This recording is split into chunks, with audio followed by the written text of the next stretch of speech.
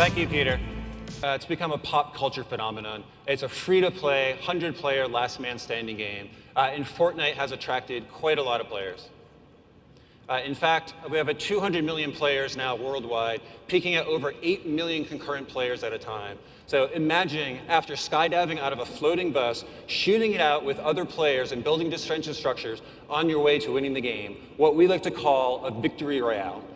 We have millions of current players playing the game right now. So let's show you what's actually powering all of this. So around 2014, Epic Games began a transition from a developer of games, like Gears of War, to a publisher of online games using a games as a service model. We needed a reliable cloud partner so we could really focus on innovating with our products and on our platform. And as you can see, we're heavily reliant on AWS now with all the different services we use, and it's become a critical part of our operations for both Fortnite and the platform that powers it. So AWS has really enabled us to grow. Fortnite has grown more than 100 times in the last 12 months alone, so scalability has been really key for us here.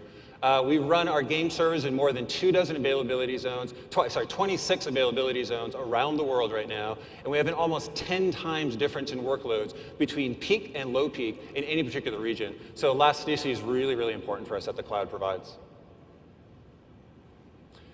So with Fortnite, we really test the boundaries of scale. As part of the storytelling for Fortnite, we put on these one-time events that last only several minutes each. Right? We invite all of our players to come in at the same time and participate in these events. And our first event, we launched a giant rocket ship. We invited all 125 million of our players at the time to come in and play, all at the same time. We achieved a level of scale never before seen before in Fortnite, possibly any game in the world. And then we did it again fairly recently with an event the community dubbed Kevin the Cube. It's a little harder to explain. You had to be there. Look it up on YouTube or Twitch, and you can see all about it. So it's really cool. But we really stretched the capacity of AWS to the limits with these events.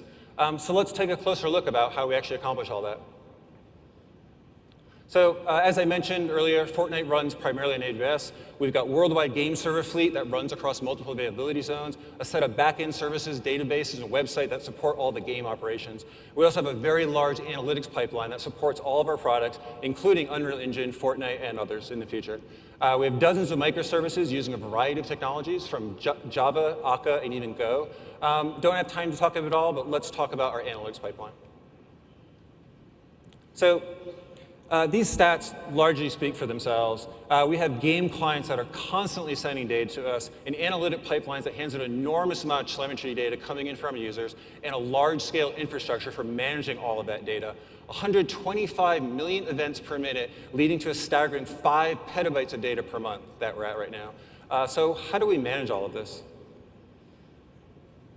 So our entire analytics pipeline runs on the AWS infrastructure. We have telemetry from multiple sources coming into our Kinesis stream, where we have a real-time pipeline driven largely by Spark, DynamoD for temporary storage, feeding tools like Grafana, Scoreboards API, which I'll talk about in a little bit, and some real-time SQL-type tools that analysts can use for analysis.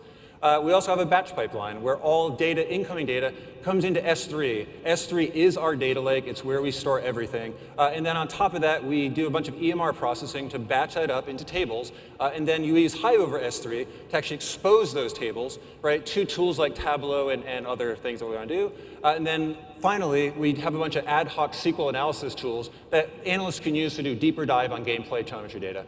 So what do we do with all this data?